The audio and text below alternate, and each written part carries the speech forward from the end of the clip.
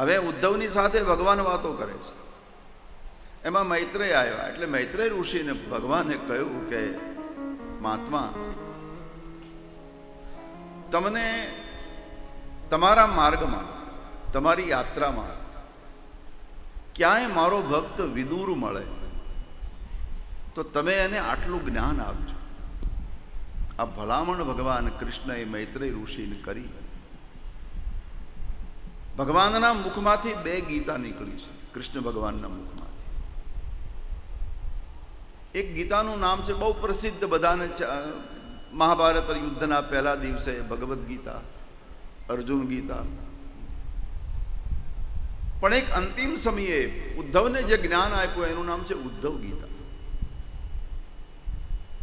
એ ભગવદ્ ગીતા કરતા પણ વિશાળ છે. ભાગવતના 11 સ્કંધમાં એની ચર્ચા છે. એ ઉદ્ધવ ગીતા છે. પણ એ વખતમાં વિદુરજી આમ તો પરમાત્માને 3 લોકોએ મિત્ર ભાવે ભજ્યા એના જીવનમાં. એમાં એક અર્જુન, એક ઉદ્ધવ અને એક વિદુર.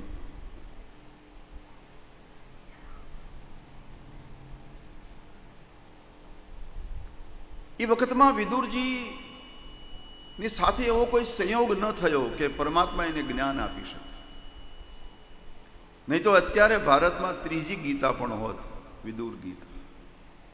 પણ આજ મૈત્રેય ઋષિનું ભલામણ કર્યું છે. ઋષિ મૈત્રેયને કહ્યું, તમે આટલું જ્ઞાન મારા વિદુરને આપજો. આ સમાચાર ઉદ્ધવજીએ વિદુરજીને આપ્યા. એટલે વિદુરજી તરત ઉતાવળા થયા કે મારા માટે ભગવાને કયું જ્ઞાન રાખ્યું છે, કઈ વાત કરી છે, મારા માટે શું સંદેશો છે પરમાત્માનો. એ સંદેશાને લેવા માટે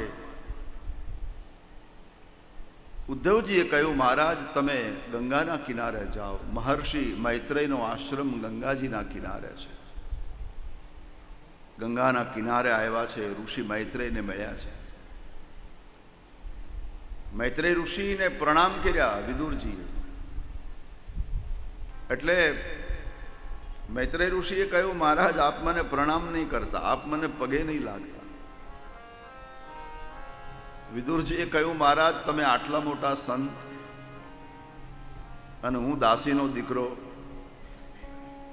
તમને પ્રણામ ન કરું?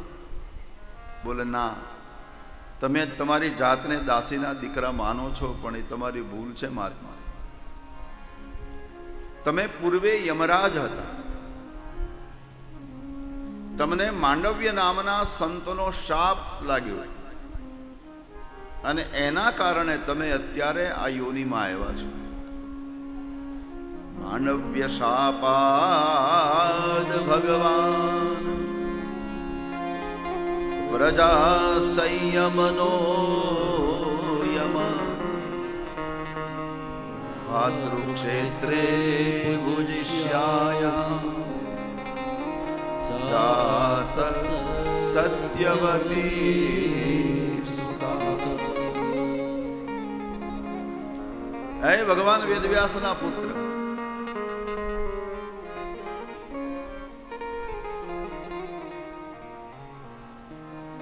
તમે પૂર્વે યમરાજ હતા, પણ માંડવ્ય નામના સંતનો તમને શાપ લાગ્યો છે.